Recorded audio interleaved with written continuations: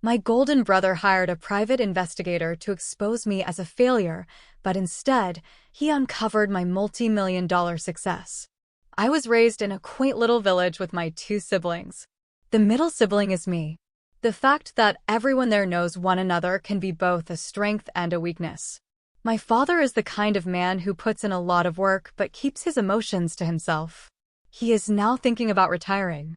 My mother is the total opposite of him. She has consistently maintained the house and upheld the traditional ideals she was taught growing up. My parents are both from traditional religious families. They are my parents and I love them, but I've always felt that I didn't live up to their standards. The fact that they appear to view me as the family's disappointment hurts. In contrast, my older brother is the family's golden boy. At 40, he settled down and married a calm, reticent woman. Their two sons have a strong interest in sports, particularly rough and tumble sports, to put it mildly. They're a pain. My brother appears to feel it as his duty to guide me in life. He works as a car salesperson at a local dealership. His mentorship, however, feels more like him treating me like a project he can't manage, as if I'm always in need of assistance and should be appreciative of any time he spends with me. He presents a picture of a wonderful existence, talking about his athletic children, his powerboat, and his ATVs, but his counsel frequently comes off as boasting about his big house, fancy cars, and his so-called trophy wife. I feel even more alone as a result of this. I was the sensitive child at school who frequently broke down in tears and appeared to always find an excuse for why things didn't go as planned. I wasn't a strong, tough child or athletic. As an alternative, I was made fun of and kept out of most activities. Having asthma made me feel even more alienated. The worst thing? Asthma is not considered a significant medical problem by my parents. Furthermore, I have battled depression for as long as I can remember. I was never the kind of child who could run down a field or throw a football straight. My parents frequently made remarks about how I wasn't as intelligent or gregarious as my older brother and frequently made comparisons between us. School was challenging. I had a poor 2.5 GPA when I graduated from high school. After saving up some cash, I enrolled in college, but I left in my second year. A family controversy resulted from such choice. In a sense, my younger sister was the princess of the family. I don't know much about her because I left when she was a teenager. The main reason I feel this way about her is because I have seen her as an adult. She is not a horrible person and is merely a little overindulged, but maybe because it's simpler than being the target herself, she frequently treats me the same way my parents and brother do. She had a beautiful wedding, was married when she was 19, and has 3 kids now. I can best identify with her middle child. I guess I see a little of myself in her because she's also the middle child. She gets mocked a lot, and maybe because her problems are similar to mine, I feel like I know her better. After I graduated from college, I really began to embrace my nerdy side. Before it closed more than 7 years ago, I worked at a comic book and video game store in my community, which I really enjoyed. Even though I have moved on, my parents still behave as though I work there. The best part of my position at the store was getting to know another geek with huge ambitions. We co-founded a successful IT support business together. My business partner ultimately made the decision to sell our company to a bigger corporation. I was bought out with cash and stock options as part of the deal, and it worked out rather well. I started a few side projects and made a number of wise investments, several of which were quite profitable. I try not to brag, but I have more than $1 million in assets. I currently work for a brand new private startup as its CTO. Even though I'm wealthy, I live a humble life. All of the furnishings in my comfortable 2-bedroom house in a fantastic area are used, and I drive a 15-year-old Saturn. Right now, I'm not in a relationship. I have a hectic life and see my therapist on a regular basis. Like my melancholy and asthma, I deal with drinking, which is difficult because my parents don't take it seriously. They believe it to be wholly mental, even if it's not what other people anticipate or comprehend. I've been able to carve out a prosperous career for myself in spite of the ups and downs. My parents expect me to join them for supper every Sunday night. They live on the opposite side of the state, so the travel is not quick. It takes 90 to 120 minutes each way, which eats up over half of my weekend. They still seem to think that as an unmarried individual and what my brother likes to refer to as a mental case, I have nothing better to do. These meals are frequently difficult. I get unsolicited advice on how to marry, establish a family, and be a proper adult. For 3 hours, or I sit through lengthy conversation about my brother's most recent huge sale at the car dealership, which is the buzz of the table. Although they have never called me a mooch directly, the implication is there. If I skip one of these dinners, it is both frustrating and perplexing. I frequently question why I still go to these events when I talk to my therapist. My family has a tendency to downplay or misrepresent all of my accomplishments. People back home still think I work at the long-gone game store. My brother was seen as more mature and gregarious than I was, and he had a successful profession as a result. I was continuously made fun of for my prior retail experience. I found it challenging to communicate to my family back home the truth about my life and my achievements because of this disparity. Games and comics were sometimes written off as immature entertainment. Despite my genuine expertise in technology, my attempts to discuss it were typically overshadowed. My brother would interrupt me and pretend as if I didn't know anything, even though I knew he was babbling. I typically just listened to him. I was scared to correct him since I would have to explain my work and defend my knowledge. I secretly scared that they wouldn't value my career and that it would alter their opinion of me. I'll confess that I've had difficulties and occasionally been a complete mess. However, everything changed last month. My brother managed to get his hands on some of my personal information. The truth is that he employed a private investigator to carry out what he said was a background check on my employment. I had a sneaking suspicion that he was organizing an intervention with my folks.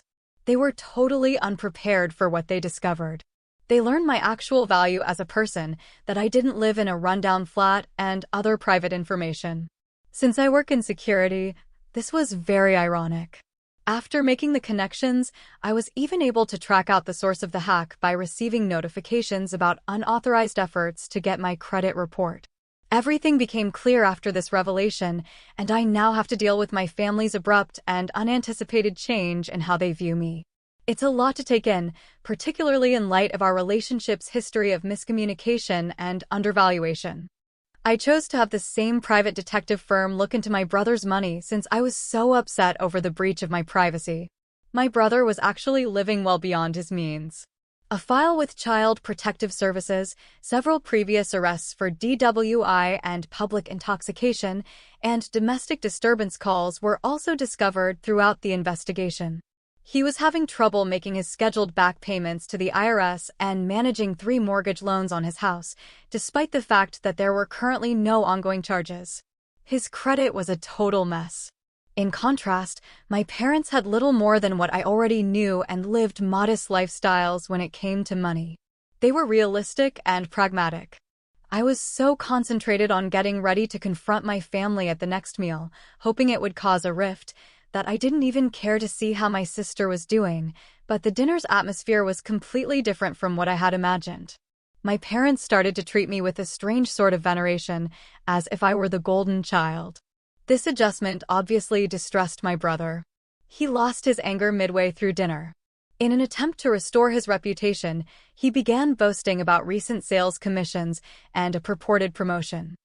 I just gave him my congratulations and mentioned his debt, IRS problems, and stretched credit condition in a tactful manner. In other words, I called attention to my brother's financial disaster while simultaneously celebrating his accomplishments. The whole thing was oddly gloomy. The already challenging family dynamic was made even more awkward by my parents' sudden change in behavior toward me, which appeared forced and artificial at first. My brother disputed everything when I handed him a copy of the report, but I pointed out that by utilizing the agency to look into me, he had inadvertently suggested it, as I have to say, that felt good for a little while. My parents, who reprimanded him and responded with dramatic shock, were obviously aware of it as well. The whole thing became very unsettling because the report needed my social security number. It was not a pleasant revelation or the ensuing argument, as it revealed my family's avarice and cowardice. My disdain for them grew. They started accusing one another of a variety of things throughout the course of the following hour. I made every effort to keep quiet, but sometimes they became irate with me. I would either shrug or respond with a nonchalant one-word comment when that occurred. My sister's husband, my brother's wife, and their 5 kids looked on in shock as our family disintegrated like never before. Our meetings were typically routine and uninteresting. My sister would give updates whenever she could, my brother and his wife would boast about their lives, my mom would strike up a conversation, and my dad would complain in response. This collapse had never occurred during one of our family dinners. It was a tumultuous meal, to say the least, as long-simmering, deeply ingrained issues exploded into the open. The customary subtle jabs about how I should look up to my brother and be a real man were replaced by astonished quiet. I got into a heated disagreement with my dad, brother, and myself. They dug up every relic of family strife from the previous 30 years and argued over who was responsible for everything. It was like watching an unruly drama play out in real time. All of my negative thoughts about my family seemed to be validated during such instances. In all honesty, I felt terrible, even though you might have expected me to feel some sort of justice or triumph. I became aware of my poor handling of the situation. Although I was well aware of these flaws, what had I meant to accomplish by making my brother's wrongdoings public? His children now know about his tumultuous history, which I had not wanted them to. When my brother yelled at me in a fit of wrath, the situation reached a breaking point. His harsh statements, such as, "You should have never been born," were stunning, but what really stuck out was my parents' desperate attempts to calm him down, a degree of desperation I had never witnessed before. He accused me of being the cause of all the family's problems. They made an effort to intervene, but they never really admitted or accepted responsibility for the way they had treated me throughout the years. I was both very saddened and vindicated. It served as a harsh and obvious reminder of the underlying problems in our family's dynamics. My parents accused me of something else until I could take it no more. They implied that I could have helped but decided not to, claiming that I was refusing to help a sick niece or nephew. I had no knowledge of such a circumstance. No one had ever told me about this issue or reached out to me for help. I suspected they were making things up as they went along, but I didn't challenge it. "I thought you believed I was still working at the comic book shop," I reminded them instead. They never seemed to understand that the store had closed in 2011, even though I had reminded them several times. The way they had misrepresented our family history to fit their storyline appalled me. I drove home after feeling overburdened and annoyed. I'm feeling conflicted right now. Knowing that they would probably put pressure on me to repay them now that they are aware of my money makes me feel deceived. I know it's coming because I've witnessed how they treated my brother in a similar manner. However, I also recognize and value the fact that my parents provided for my basic needs as a child, including clothing, food, and housing. It will be difficult to navigate this labyrinth of thankfulness, bitterness, and freshly set boundaries. I'll probably need my therapist's assistance to process this change in dynamics. It's obvious that establishing clear limits going forward will be essential. Growing up was challenging because, to be honest, I was never the favorite child in my family. My brother mistreated me, but my parents did little to stop it. Even though they never physically beat me, my parents responded as though nothing was wrong whether he kicked, hit, or said extremely terrible things. They completely disregarded it. It is really concerning that they do not consider verbal abuse to be damaging or real. Verbal abuse is terrible in and of itself, but it is even more painful when the people who are there to protect you choose to ignore it. I've had enough of fighting this for years. Even though I am aware that they are my family, I feel the need to keep a permanent distance. Although I wish them well, I think it will be better for me to go on and begin a new chapter without them. If I discover someone amazing like a girlfriend, and we decide to be married and have kids, what will happen then? How will I deal with these problems with my family? It may get rather complicated, so I'm attempting to figure it out. How can I introduce my new family to my family if I'm not talking to them anymore? I have a lot of questions about what lies ahead. Prior to reading the update, allow me to give you some advice. Your family didn't appreciate you as a person if they merely wanted you around to boost their self-esteem.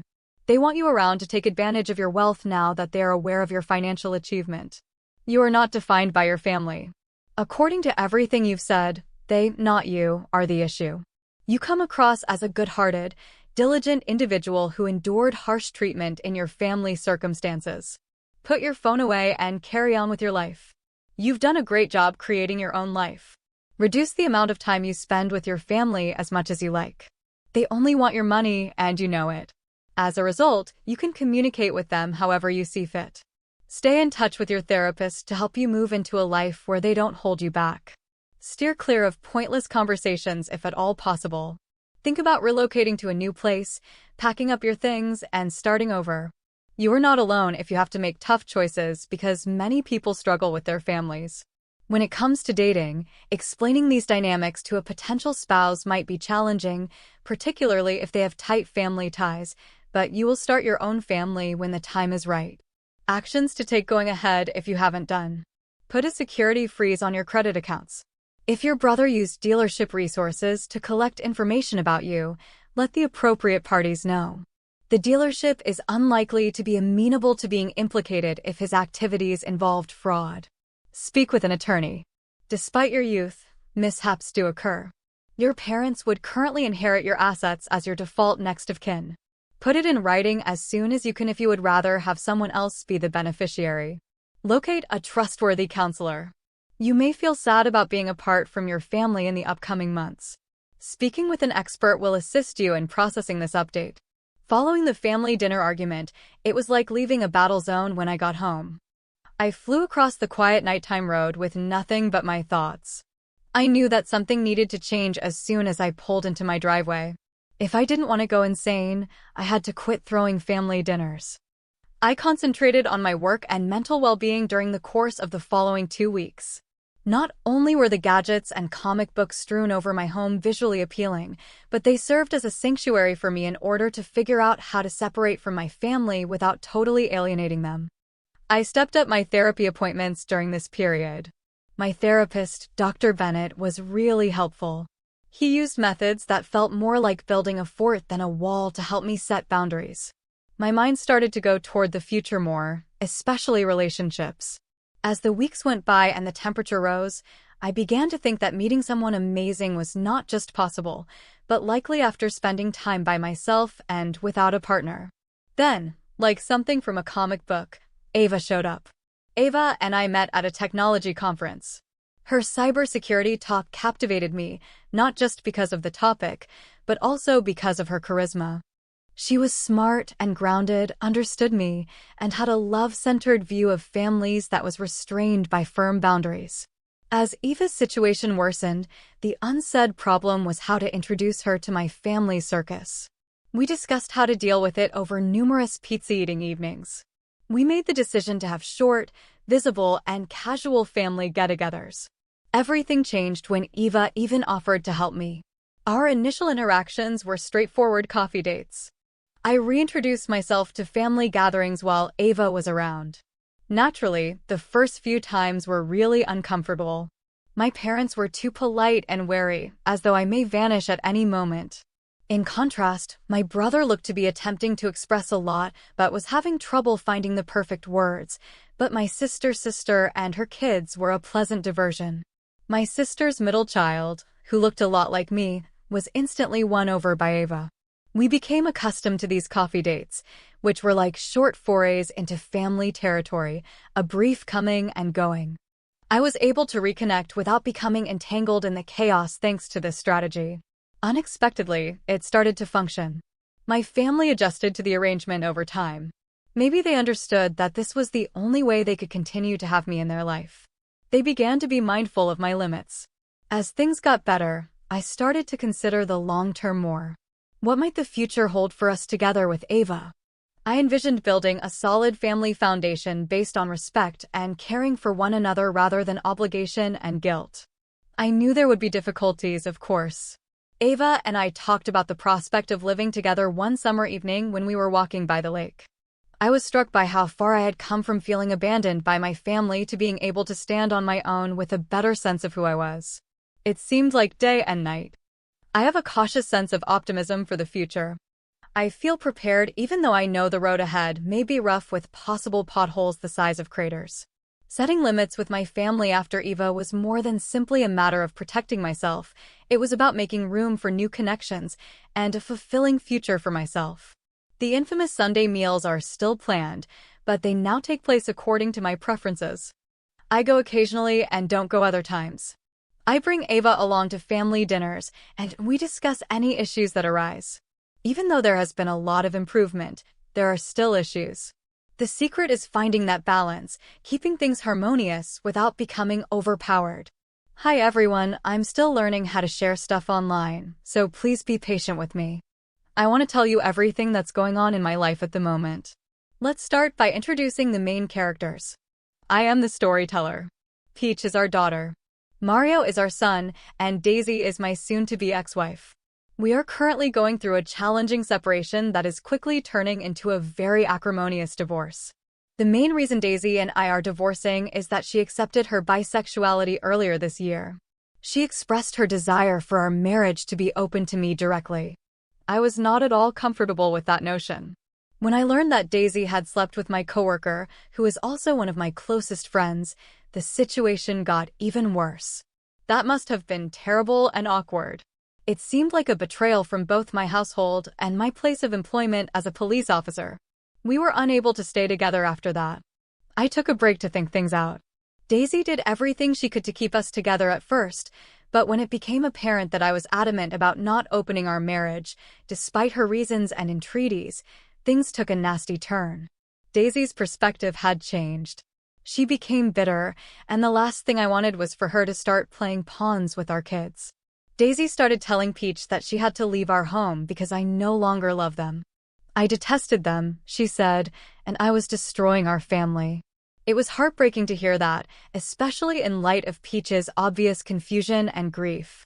Our kids frequently visit Daisy's mother's home, where she currently resides. Daisy and her new friend attempt to make these visits seem like a huge, thrilling vacation, presumably in an attempt to play the cool parents and turn Peach and Mario against me. They lavish them with toys and candy. In addition to our mental struggle, Daisy and I disagree on nearly everything. This involves deciding who should inherit what belongings and how much money one of us should contribute to support the other. The hardest part, though, is choosing how to split up Mario and Peach's time. Daisy fights back against every compromise we try to reach. She seems to be making things more difficult for herself. Daisy has been telling our kids things lately that make me the bad guy, which is unjust. For example, Peach and Mario have been asking me whether I don't like Daisy's new friend, AP. Let's call them AP. AP seems to adore them more than I do. For whatever reason, such talk is a major disturbance to their minds. I was working on a big project at work a few weeks ago. I was working much more overtime in my pursuit of a promotion from police officer to homicide investigator. Daisy and I agreed that the kids would spend this busy time with her and come see me on the weekends. I would stop by when it was time for them to go for Daisy's. Mario exclaimed, tears in his eyes, "Are you taking us away because you hate us like your mother says?" as I handed him his luggage, a big one I had packed for him. The moment was heartbreaking. I hugged him tightly and assured him that I truly loved him, even though it wasn't true. It was strange. Despite my best efforts to visit them last weekend, it was really challenging. It hurt a lot that they didn't say much to me. They didn't seem to want to see me at all. It wasn't until today that I had another opportunity to talk to them. They both looked very sad as I lifted them up. I could now talk to them as I picked them up. It was clear that Peach is having difficulties, even while she still shows her love for me. Daisy seems to be making it harder for her to do so. Given how difficult the situation is, I'm attempting to decide on the best course of action to reduce the harm to the kids. This kind of twisting of family dynamics can be extremely challenging. Peach is having a lot of trouble because she believes she is incapable of loving me. I can no longer watch helplessly as my princess endures pain since this divorce is purposefully harming them. I'm beginning to have my doubts. Do I need to take the divorce further? Is it possible to proceed while keeping my kids safe, or should I just stay and accept it now? For the comment, you need to tell your divorce attorney about all of this right away. Parental alienation is what this is. A judge will definitely order it to halt, but it will probably be hard to enforce. You have to get started on this right away and keep going. Daisy is acting in a way that is really damaging. Make sure you pursue the divorce and keep all the paperwork. It will only become worse if you stay. This is known as parental alienation, and it played a significant role in my friend's child custody victory because his ex-wife was acting in a similar manner. Engage a lawyer as soon as possible and record Daisy's actions. Seek the children's medical attention. This is a very bad position for them. Your kids shouldn't be left with her unattended. Tell your lawyer what she did. Inform CPS about her treatment of the kids if necessary. Never again let her actions go unchecked for the sake of your kids. Thank you for watching. If you haven't subscribed yet, please do so and hit the notification bell to stay updated with more shocking real-life stories happening around you.